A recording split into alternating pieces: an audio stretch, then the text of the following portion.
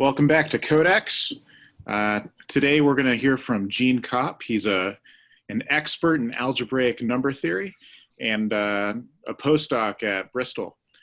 Today he'll be speaking to us about SIC-POVMs, their existence, and the Stark conjectures. All right, take it away. Thank you for that very kind introduction. Awesome. So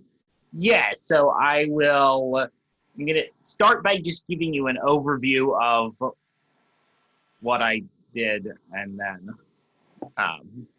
we'll get into I would say the nitty gritty, but there aren't really going to be any proofs in this talk. It's really the whole thing is in some sense an overview. This spans two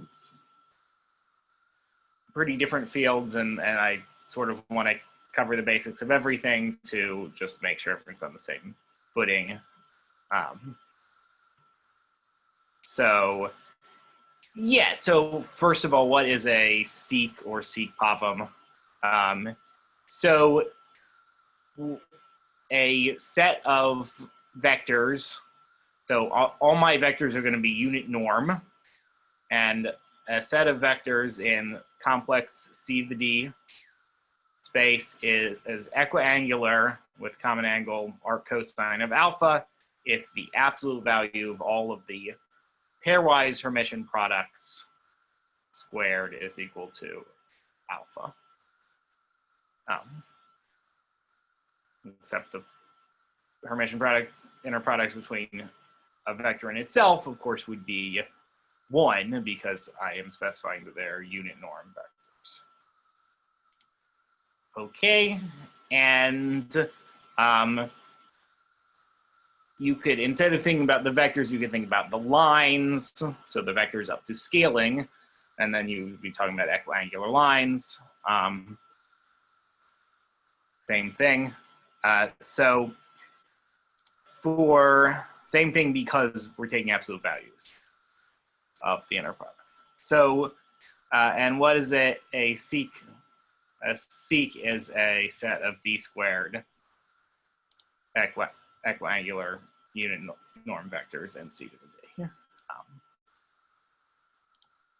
And the conjecture made by Zauner in his PhD thesis in 1999 is that these exist in every dimension D. And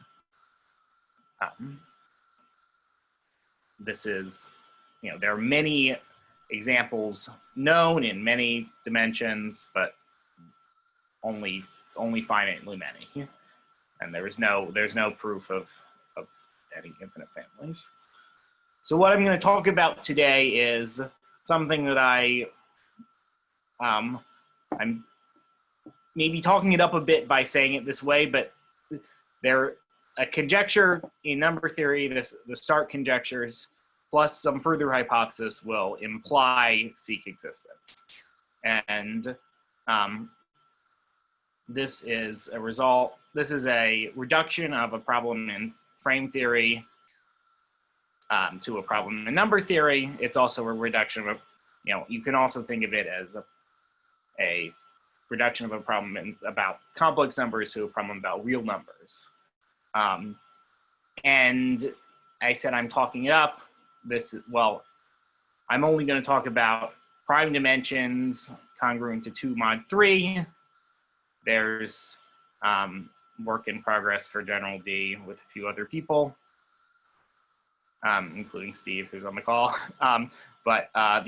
And also maybe, also important is the fact that these further hypotheses are not, are in some sense designed to solve the problem, but there's still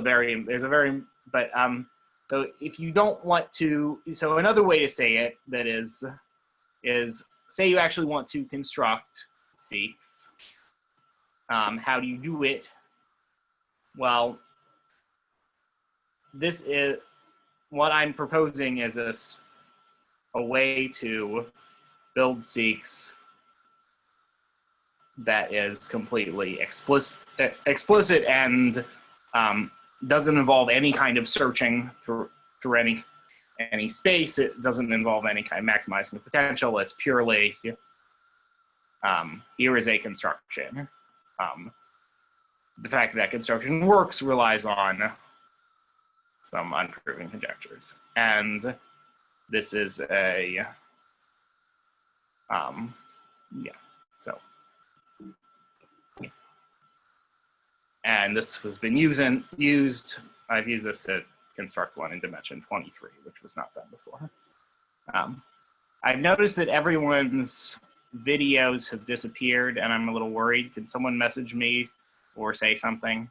I think everyone's all here from what I Okay. can see. So. Thank you. All right, so now I will move on to, yeah. So, this is the same definition you saw before, but I wanted on the slide. So here is, so I'm not even talking about SICs, just sets of equiangular lines or equiangular vectors. So you could look at in 2 dimensions, if you think about the plane and you draw a triangle with whose center is the origin, then the 3 vectors through the vertices of your triangle are equiangular. If it's an equilateral triangle. So that is 3 equiangular lines in 2 dimensions. But if you allow yourself complex space, if you allow yourself complex numbers, you can do better. You can get 4 equiangular lines, and this is, you can check the numbers I wrote down there, or you can think about the fact that, well, complex lines are points on a complex projective space, which in this case is the Riemann sphere, which is the same as just a sphere, a 2-sphere. And how do you space 4 points out as distant from each other as possible on a 2-sphere? That's the vertices of a regular tetrahedron. So this second example is a SIC, and this is this what we'll try to generalize. So D is 2, D plus 1 is 3. The common angle is 1 over square root of 3, and that's, in general, the common angle will be 1 over square root of D plus 1. Yeah, so I'll say that again on this slide, I guess. So in real D space, so if you're trying to do real equiangular lines, there is the Seidel bound, there's a natural bound you can prove, which is, it's been known since the 70s, which is D plus 1 choose 2. And I've written that as the dimension of the space sim2 of R to the D, so symmetric D by D matrices. That is the dimension of that vector space. And the way you prove this upper bound is by embedding your vectors into sim2 of R to the D by, like, V goes to V tensor V, basically. So I'm not going to go through the proof, but that is it's a fairly straightforward argument. But you don't reach this upper bound in every dimension. So it's actually conjectured that you can only do it in these finite set of dimensions.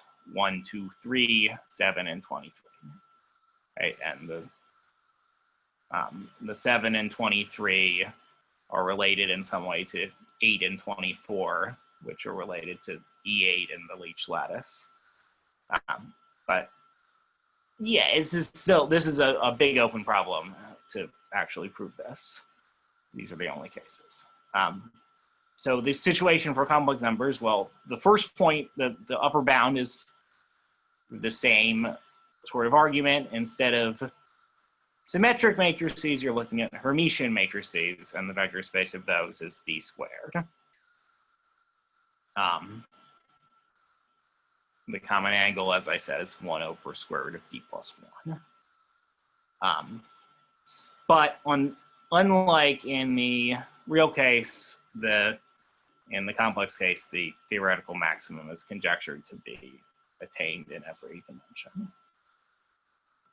Okay, so here's the definition of a SIC again: D squared equiangular lines in C of D, so the maximum number. And the overlaps, what we call the overlaps, are the inner products without the absolute values. So these are complex numbers that all have the same absolute value of 1 over square root of D plus 1. And sometimes we want to normalize them by multiplying by square root of D plus 1. And then we call those the overlap phases when we normalize them that way. Okay, so yeah, so why do we care about SICs? Well, lots of different people care for a lot of different reasons. So you can, if you're a physicist, you might think of them as a SIC as an embedding of a simplex into quantum state space. So the vertices of your simplex are Vj. So I'm thinking of all my vectors are column vectors. So that is a column vector times a row vector. The cross is conjugate transpose. So that is but in physics notation, Brockett notation, it would be this thing. Right, but well, that's so that's in, these are Hermitian matrices, rank 1 Hermitian matrices, which are quantum states, quantum pure states. And another thing that they are, though, so for the most relevant to this audience, is that they're maximal equiangular tight frames, so they satisfy a generalized Parsifal identity, and it can be written in terms of D. It's like D times D plus 1 or something. But yeah, it's this. There's this for any vector. You can. This is sort of like it's kind of a generalized basis. So you can write any vector in terms of this, a generalized orthonormal basis, and you can write any vector in terms of the frame vectors, and it satisfies this generalized Parsifal's identity. And it's also something called a minimal complex spherical 2 design. So this is I'm not going to get into that too much, but it's just I just wanted to say that it's a maximal example of something, it's a minimal example of something else. It's sort of where a lot of different concepts meet.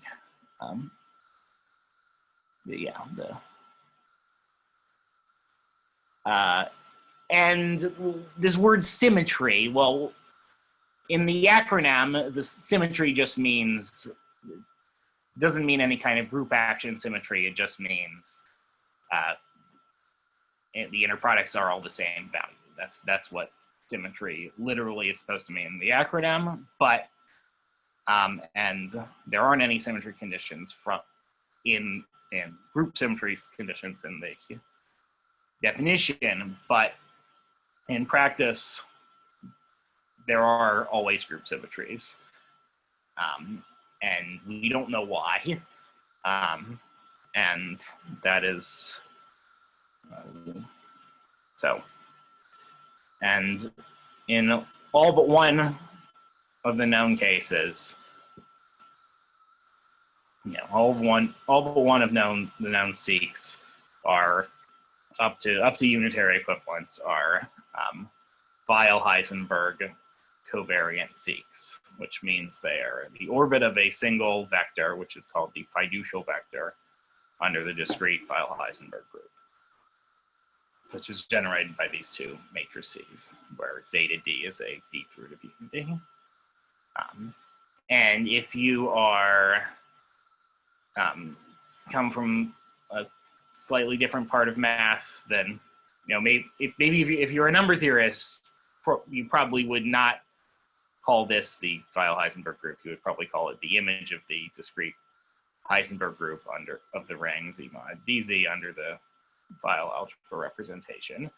So you can replace the word Weil-Heisenberg group with that phrase. But if you're used to seeing it as upper triangular matrix, 3x3 upper triangular matrices, then well, this is a unitary representation of that group.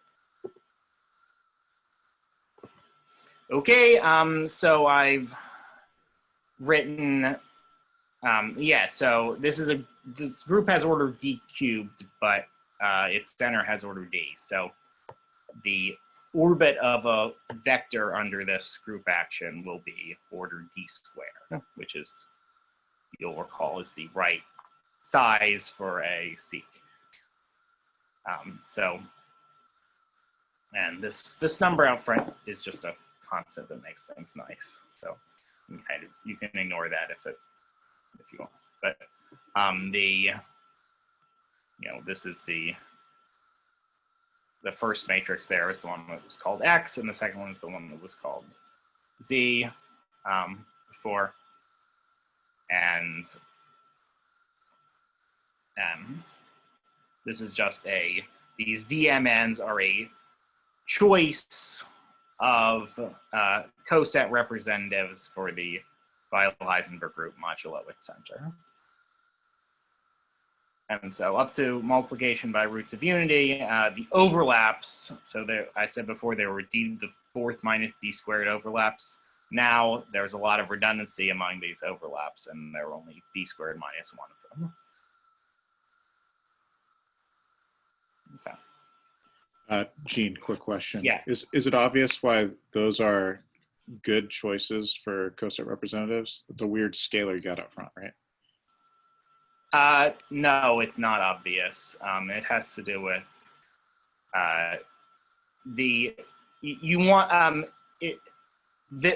this choice will have the property that at least for d odd, that little d odd, that big D sub mn inverse will be equal to big D sub minus n m or d minus m comma d minus n.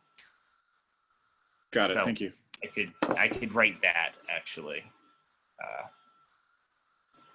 Maybe I'll pipe in, Dustin, that the quantum people wouldn't say that's a weird number out front.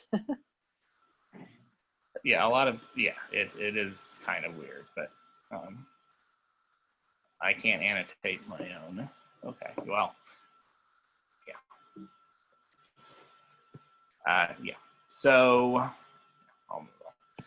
so why do these exist? Well, we don't know they exist,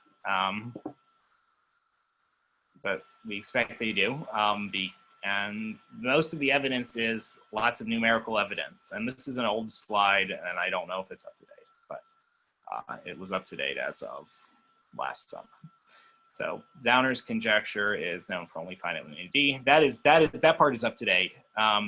This part, well, some exact algebraic solutions are known in the following dimensions. And the ones that are in various colors rather than black are ones, well, the 23 is my result, but the 53 and 195 were new results of Marcus Bristol that had not yet been published as of last summer, but maybe they are now. And but yeah, and there's even more more evidence in the form of purely numerical, so the numerical solutions that to floating point decimal solutions that have not been exactified. And here is the surprise connection to number theory. In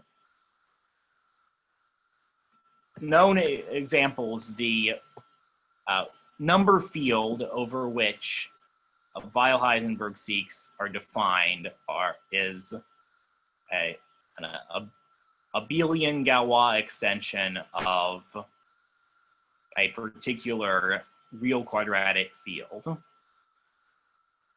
And this was noticed by Appleby, Flamia, McConnell, and Yard in 2016. And if you don't know what all these words mean, well, that's going to be the next section. So, but yeah, that's so what? Okay, so now we're going to switch gears completely. K is a number field, and OK is its ring of integers. So like, for example, the ring of integers of, the Q adjoin I is C adjoin I, for example. But it's so now this Gothic C is going to be an ideal in OK. And S is a subset of the real embeddings. So this is a general definition of the Ray class group mod C and S. So if there was no C and S here, this would be sort of fractional ideals modulo principal ideals.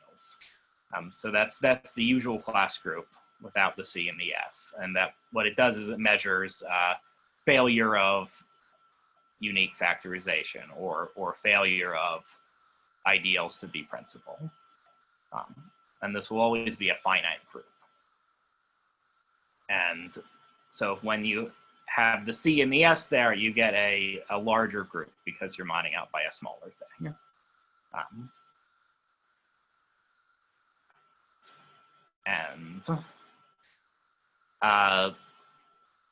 So the purpose of these groups, why they're a thing that has a name at all, is because they are associated to Ray class fields, which are fields that give you all the abelian extensions of K. They are cofinal among all abelian extensions of K. And I think I am going to explain why people care about that next. Yes, Hilbert's 12th problem. So if you've heard of, well, so Kroneker's theorem, or the Kronecker-Weber theorem, that is the statement that the abelian extensions of the rational numbers are generated by the values of the complex exponential at the rationals. In other words, by roots of unity. And the 12th problem on Hilbert's famous list of problems, the turn of the 1900, is so this 12th problem asks for an extension to all algebraic realms of rationality, with meaning all number fields. So Hilbert wanted functions that play the role of the complex exponential. And Harold Stark conjectured in a series of papers in the 1970s that you could generate these abelian extensions by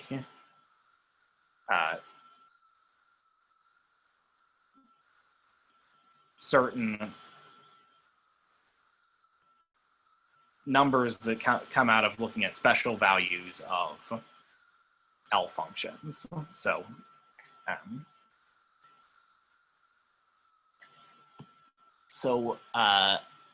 since if that was all a bit technical, and you know, here's this a very explicit example, and this is a, so I say it's a rational example, meaning the rational numbers are the base field here. So this will be, yeah, so the left-hand side here, this is this sort of alternating sum with the pluses and minus signs. That is a special value of a Dirichlet L function. And the right-hand side is some sort of fairly simple constant times the logarithm of an algebraic unit, which is the fundamental unit of q adjoint square root of 2. And so this is the general form that the Stark conjectures will take. And I'll show you two more very explicit examples. So this is another example that is known, and this one I said you could prove using calculus. This one you need the theory of complex multiplication for elliptic curves. So it's no longer an elementary proof, but it is an elementary, although complicated, formula. So the left-hand side here is supposed to be some kind of special value of an L function, but that's what it is explicitly, and the right-hand side is some sort of fairly simple constant with some pi, pi and a square root of 3 in it, and then the logarithm of epsilon to the 1/5, where epsilon is this wacky algebraic number, which turns out to be an algebraic unit.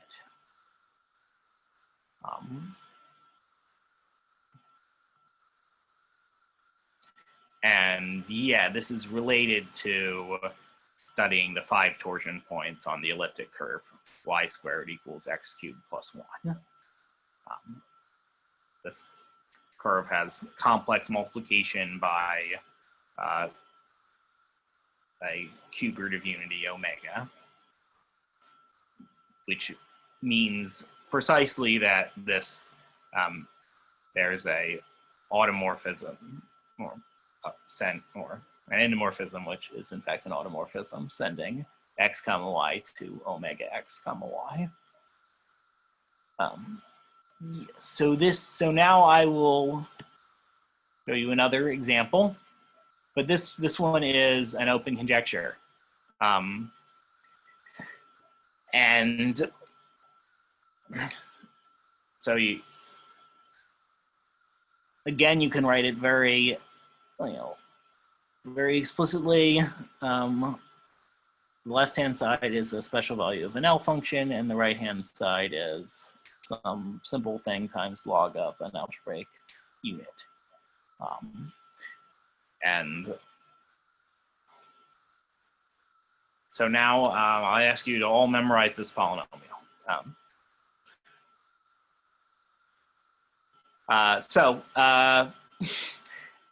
Now we have, I'm gonna, don't worry too much if you can't follow exactly what these things are, but this is a generalized zeta function associated to an ideal class. And this is, it's a function of a complex variable S. And there's a pole at S equals 1 that we want to get rid of, and you do it by subtracting two of these in a particular way. And so the z sub a of s is the function that we will show up in our statement of the star conjecture for real quadratic fields. Okay, and so K is a real quadratic number field. C is an ideal. It's going to be our sort of modulus for our Ray class group, and there's a certain technical assumption about the units that basically ensures that we're not in a trivial case. And A is a Ray ideal class, and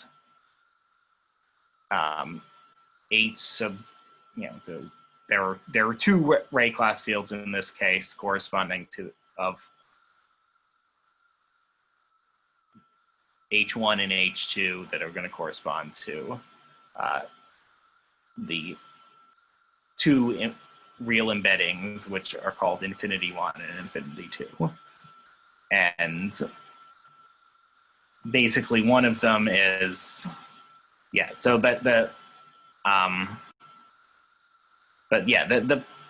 one of them is sort of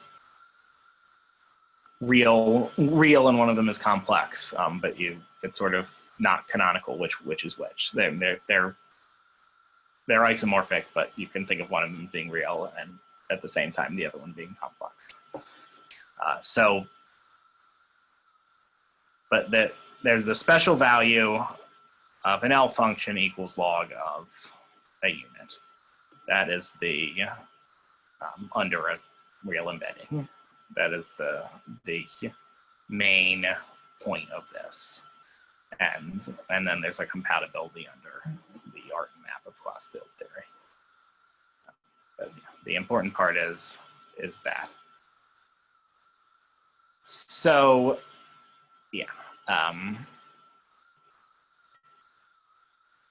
this is much easier to understand if you see an example. So our example is going to be Q adjoins square root of 3, and the ring of integers is Z adjoins square root of 3. It's not always that it's not always that simple to figure out what the ring of integers is, but in this case, it is just the obvious thing. And C will be at the ideal generated by 5, so all the multiples of 5. And you can compute the Ray class field, the Ray class group to mod C and one of the infinite places to be a cyclic group of order 8. And I is going to be the identity of that group. And then if you compute this Z prime of 0 value numerically and take the exponential, what you get is something that is very close to the root of a degree 8 polynomial, and presumably is the root of that polynomial. And since you all memorized this polynomial from a previous slide, you see that, this is the same one from there, right? But so this is just the more technical way of stating what was on the earlier slide. Okay, so nothing so surprising yet. Now we move to SICs in dimension 5. So take an appropriate choice of a fiducial vector for a SIC in dimension 5. There is only one SIC in dimension 5 up to the unitary transformations. The squares of the overlap phases, which each have multiplicity 3 in this case, of a Weil-Heisenberg SIC in dimension 5, are the roots of the following polynomial, which is not quite the same polynomial as we just saw. It's the same polynomial, but we replaced all the square root of 3s with minus square root of 3s. And I should also say, I don't think this is explicitly written on the slides anywhere, but this polynomial, all its roots are real numbers. This polynomial, all of its roots are complex numbers of norm 1, complex numbers on the unit circle. There's some kind of duality going on between real numbers and complex numbers on the unit circle. And so I will explore that a little bit for Feil-Heisenberg SICs more generally. And this part is, I guess it's ongoing work, but yeah, so might this observation generalize? Hold on to that thought.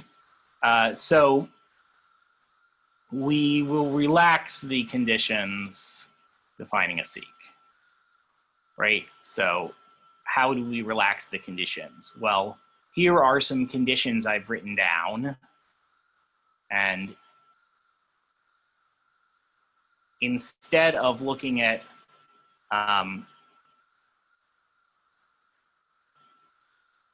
a single vector v, we're looking at that's going to be our fiducial vector, and now we have some sort of fiducial pair, and we have the following conditions. And what we're if you think about it a bit, this is equivalent to if you replaced W with the complex conjugate of V. So just the complex conjugate entry-wise of the vector V, then this would be the condition for a SIC. So this is, and so this is nice because there's no complex conjugation anymore. So it's nice from my point of view because this is an algebraic variety, and there are methods for studying points on algebraic varieties. You know, so this isn't a unique observation to me, but I think it's a good one to make and to have a name for. So for now, I'm calling these quasi-SICs. I'm not sure I'll stick with that, but and now I'm going to tell you what a ghost SIC is, and I should tell you that ghost SIC, the name ghost SIC is due to Marcus Appleby, and I am, so, but what is a ghost SIC is or my terminology here is a quasi-SIC with the property that W is P times V bar, P times the entry-wise complex conjugate of V, where P is this particular D by D matrix, where there's a 1 in the upper left corner, and then 1s along this is not quite right, sorry. So there shouldn't be this bottom row of zeros or the rightmost column of zeros. So they pretend those aren't there. But yeah, it's sort of a left bottom to upper right, well, 1s along the left bottom to top right diagonal in the bottom in this lower right block. So that, and this is called the parity operator because it's sort of switching if you think of the indices as living in Z mod DZ, the indices of the standard basis, then it's switching it's sending index J to index D minus J. Or just minus J if you're modding out by D. So the overlaps of a SIC are on the circle of radius 1 over square root of D plus 1, whereas the overlaps of a ghost SIC, defined in the appropriate way, are on the real line.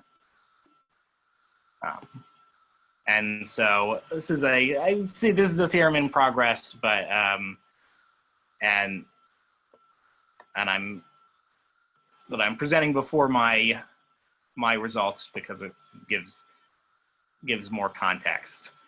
So if under some an appropriate hypothesis about things living in the field, the class field that we expect them to, there is a non-canonical bijection between SICs and ghost SICs that's given by Galois automorphism. So yeah, so now I will show you my construction. Okay, and this is going to be a lot to digest, but I will do my best. So this is all now, from now on, is in the case of D congruent to 2 mod 3 at an odd prime. So this is, and the reason for that choice is because of the unit group of the ring of residues is, well, so the ring of residues is a field in this case. It's exactly that case. So it's when, yeah, and so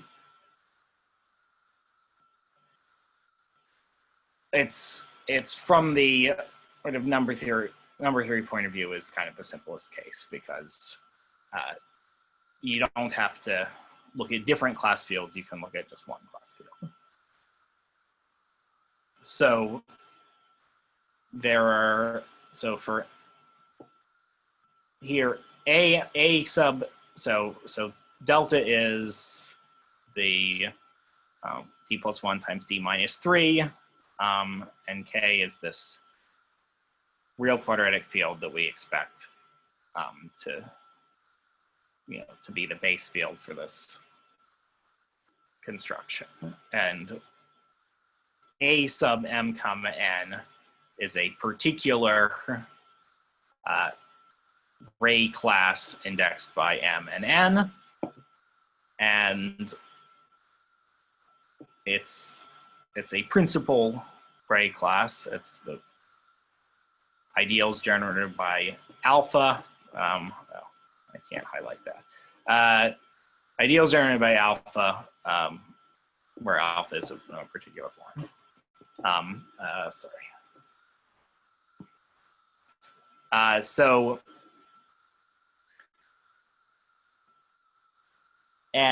So we conjecture that there is some alpha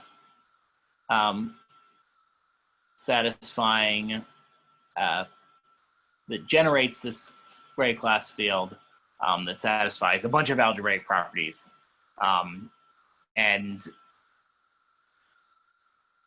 so sort of the first one is so alpha here is supposed to be like the squared overlap phase, but I'm stating this sort of as purely an algebraic number theoretic statement that doesn't have, so without mentioning SICs or without mentioning L functions, just to kind of bucket things appropriately. So, but the alpha, so these Galois conjugates of the alpha are all supposed to be 1 modulo primes appearing in this conductor D. So prime, and which corresponds to the dimension of the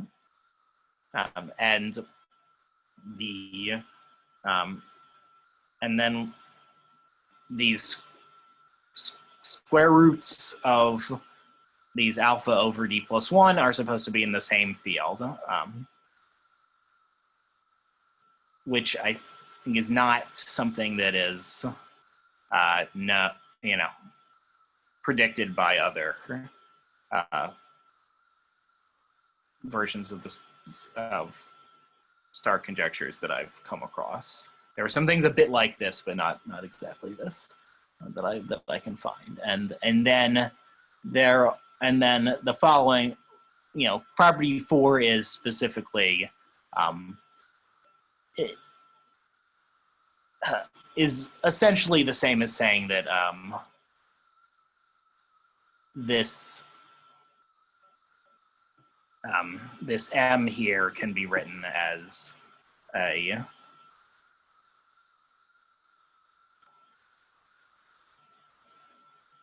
the tensor product of two vectors that define a ghost seq. It's not you can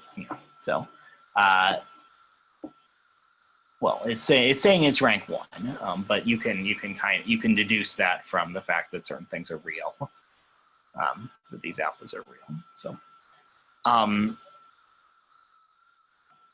and so then conjecture 2. So this is the algebraic side. This is the analytic side. Says that, well, you can construct a unit satisfying conjecture 1 by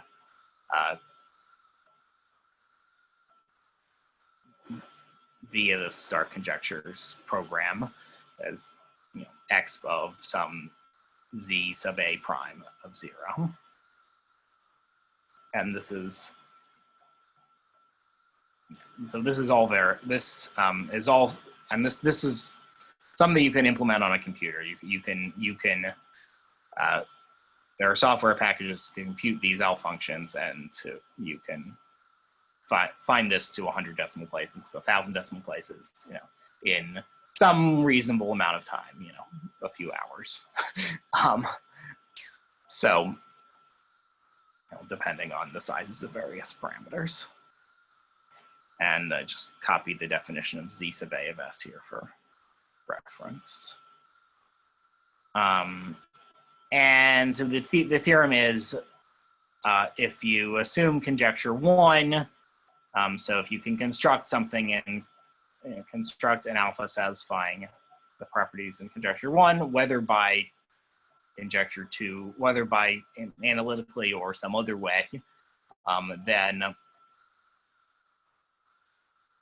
you get a Weil-Heisenberg seq.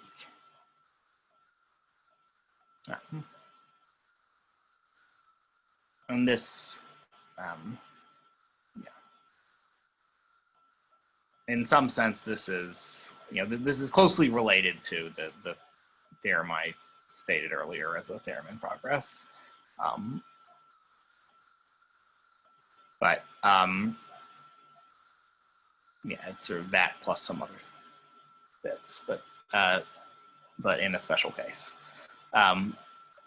And so this I should say a bit about numerics. This Stark unit conjecture works for 5, 11, 17, and 23, and probably for 53.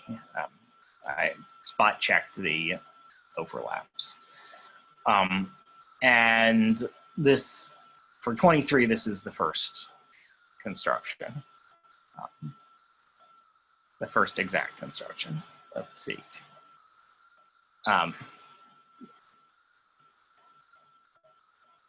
And the actual nitty-gritty of the algorithm involves some lattice-based basis reduction.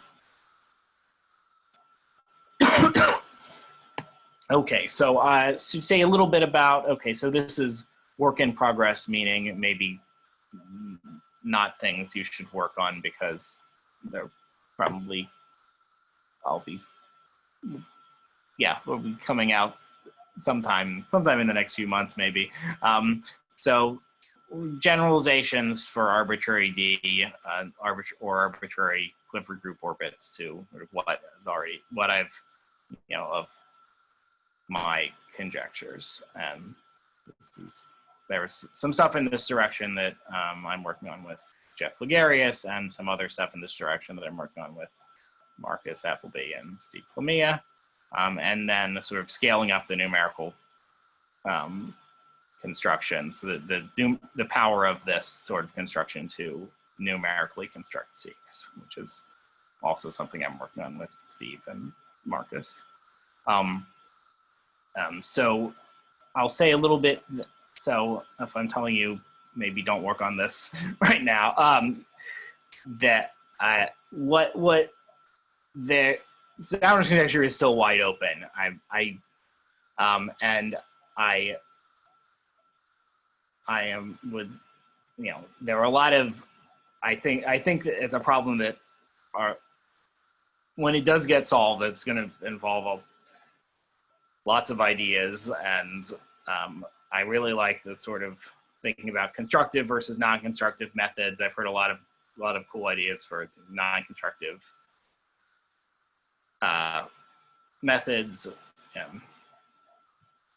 that Dustin has been promoting,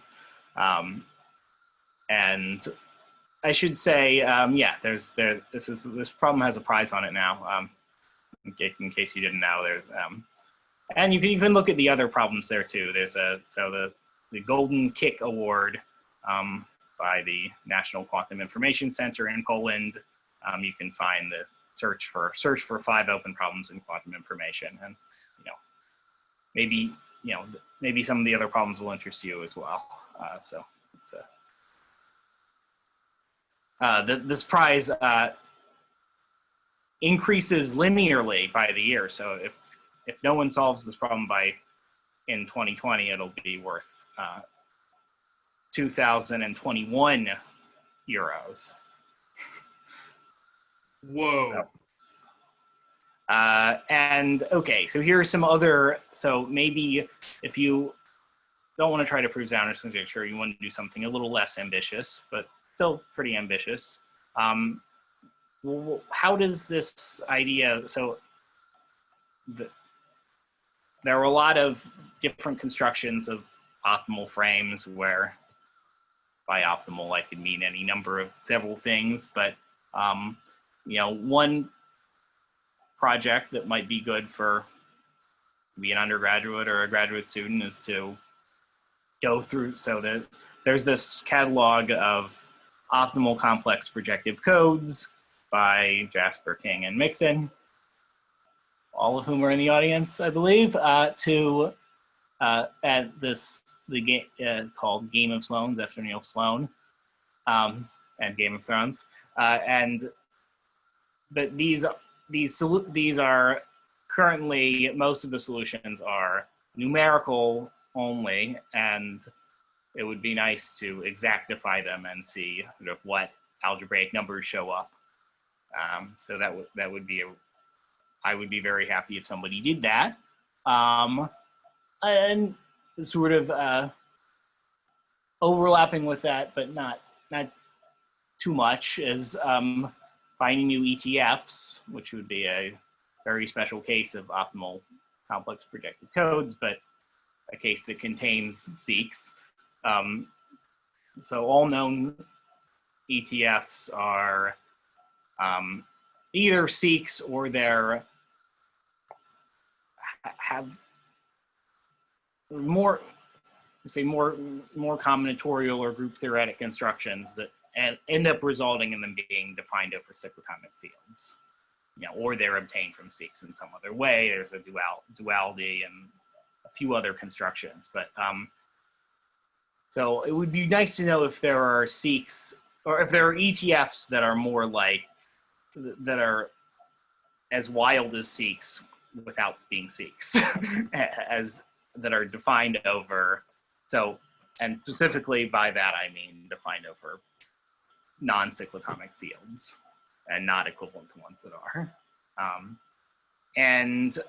Yeah, so I should mention one thing. There's John Jasper has offered $100, the Jasper Prize, for the first new ETF in the Game of Sloans range. And so and specifically, there is a conjecture that this missing ETF, there are missing ETFs with n vectors in d dimensions, where so 22 vectors in 7 dimensions, or 43 vectors in 7 dimensions.